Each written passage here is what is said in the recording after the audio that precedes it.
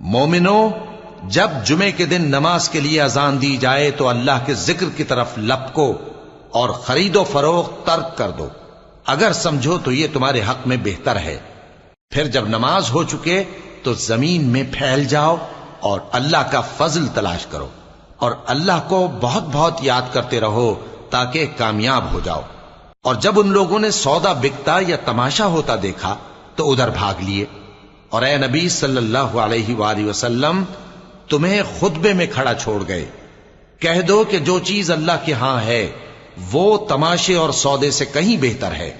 اور اللہ سب سے بہتر رزق دینے والا ہے۔